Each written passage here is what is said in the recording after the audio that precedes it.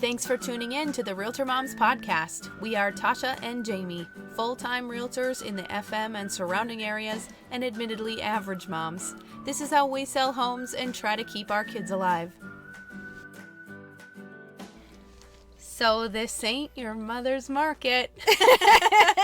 This market, this fall 2019, this isn't even similar really to last year's market, to be completely honest. This is a whole new market than any market I've ever been in 5 years in real estate. And I think in Fargo, Moorhead, Detroit Lakes, we are relatively insulated against super high swings of ups and downs. Ups and downs, yes. So it's not like it's a night and day difference, but I think we've been spoiled for the last few years with really positive returns on real estate investing, and for some price ranges, and we're going to talk about that in this episode, those positive returns and those increasing values. Yeah, that appreciation year after year. It continues. But where we were seeing 8, 9, 10% appreciation. It was crazy. In 1 year. I know. So, but like we said, this market has changed. So let's talk about some of the things that are different this year versus like last year. So, days on market.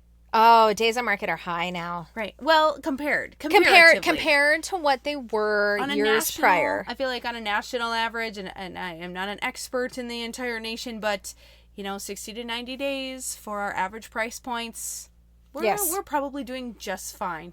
But I think we all got a little bit spoiled with how quickly things were moving. Yeah, between 30 and 60 days, or even less than 30 days. So if you're selling in this market, one thing to think about is days on market. Days on market is a little bit longer when you're trying to get top dollar. And as much as we want to give you if you're selling, we want to give you every dollar that you're entitled to. We don't want to leave any money on the table. We also realize that buyers are seeing a value in a property that is priced just a touch at or below standard market price. Correct. And with that too, if you really take a look at what those comparable homes are doing. Mm-hmm. I mean, in terms of photography to staging to property condition, matters so much more now. You really have to be the shiny penny. Yes. You really need to take a look at, okay, do I need to pack up and stage and declutter?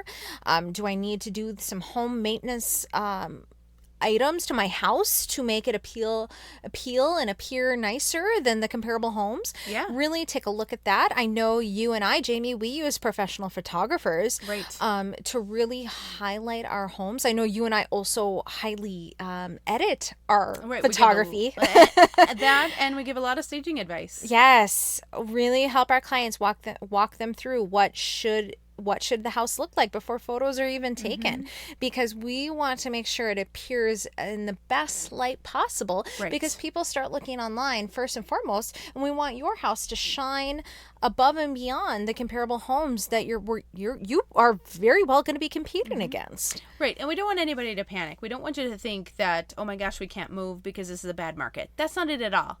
What we're saying more so is that we were really kind of spoiled by the last few years in a row with a really fast moving market and a sort of a surplus of buyers and a lack of homes. So the prices went up pretty fast in the last few years. And now we're getting back to a little bit more normalized market. Still a very good one. We both know interest rates are very low right now. Yeah, now very is a low. Great time for buyers to purchase because they're purchasing power is so much higher when the interest rates are low. Yes. So it's not a bad time to get on the market. If you have a house to sell, please don't think that we're saying that. But some of these other things, like, for example, contingencies. Yes. A year ago, a buyer came in with a house to sell. The seller really maybe wasn't that concerned because they were move-up buyers, right? The house, which means the house they had to sell was not as high of a price point as the house they were buying.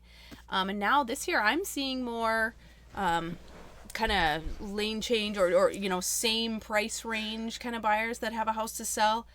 Well, these sellers of the house they want to buy have already been on the market 90 days. And then they're looking at accepting an offer from a buyer who has a house to sell in the same price range who probably will take another 90 days. I mean, it can be a little bit harder to get a contingent offer accepted. Yes.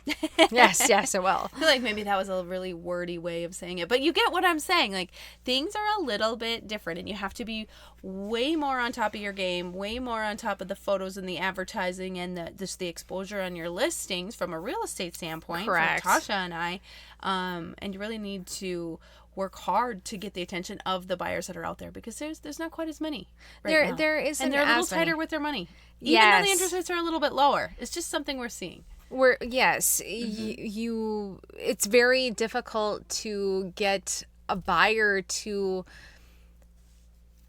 You're not going to see buyers paying more for a house for list price. You know, they're not going to come in over and above, true. because when Last year when we were in the seller's market, you would see people competing and potentially offering more than list price. So this is not something we're generally seeing. The people are more aware of that it's not a seller's market, and it's almost, I think, some buyers see that and they're like, you know what? We don't have to offer full price. What can we get? Well, and how about their expectations? Yes. Sometimes when there gets to be a surplus of homes on the market, buyers get to be a little more picky. Yes, they do. We're not saying that that's even wrong on behalf of the buyers. They can be when they have a lot more choices.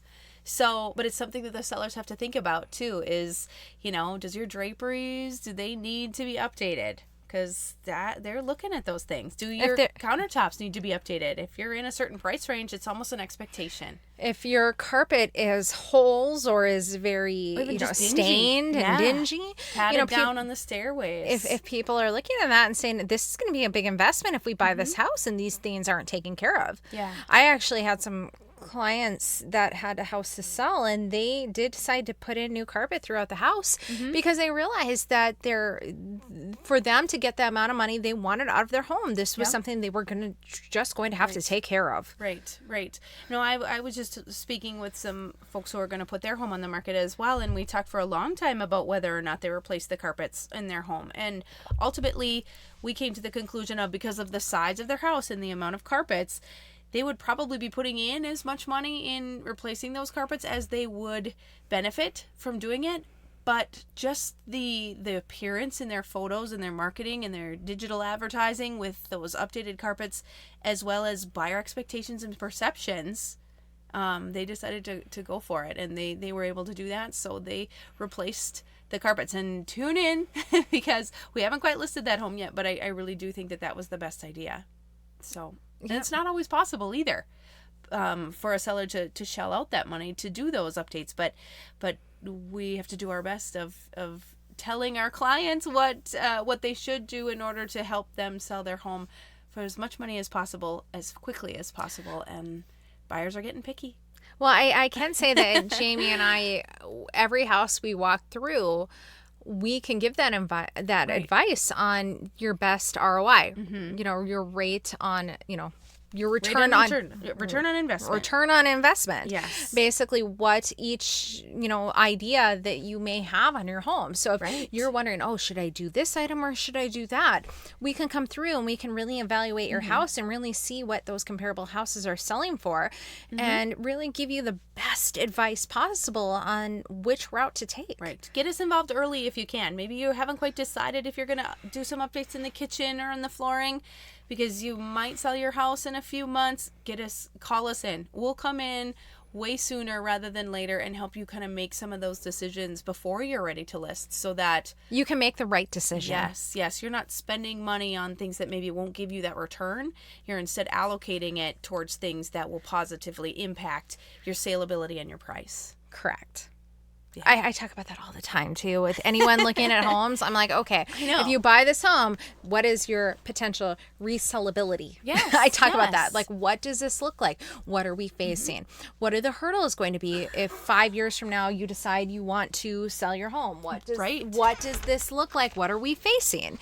So, you know, these are all things we do on a regular basis, and we're here to help and provide our feedback and advice along the way. Right. And on the flip side, for buyers too, when there are properties that seem to need some attention, the sellers are sort of finding themselves having to discount fairly steeply on some things that maybe aren't that expensive or that time consuming to repair or update. So buyers are able to kind of find a deal, quote unquote, sometimes, because this is a little bit more of a buyer's market right now, with more listings being available, and they're kind of our buyers for. So last thing I want to point out too is we're speaking in very general terms. There are always exceptions, and there are sort of miniature economies going on inside of this entire Fargo-Moorhead, Detroit Lakes area that we might be speaking of. So I want to point out, and I know Tasha's going to agree with me on this one, under 220,000. That market's always moving fast. It's a whole other ball game. It's literally another rodeo. It is. That is a seller's market, so to speak. If you have a home in good property with a good property condition, things are moving quickly. Right. So, and that has been consistent for quite a few years. That has been from the moment I've started 5 years ago, and I'm sure it's been the same way for you from the moment you started. So, yes. So, but our average sale price is pushing up above, I believe, 250,000 now. It's above that price point. So, we kind of try to give advice to as many people as it is helpful to. So if you're above 250, you really got to be specific about fixing the little things, paying attention to the details, and trying to get some updates that buyers will appreciate and will notice, and really taking care of the house and pricing it according to how fast you want it to sell. And if you're in a price range, maybe that's sub 220, you can maybe play it a little bit looser. Not to say that you shouldn't do those same things, because we, again, want to get you the best value for your home. But there seems to be a larger buyer pool under that 220 price range. Yes. Wouldn't you agree? I would agree. I would definitely agree. So this ain't your mother's market. No, it is not. Thanks for tuning in. We would love to be your realtor. Reach out. Replay or hear more episodes at realtormomspodcast.com or check us out on iTunes.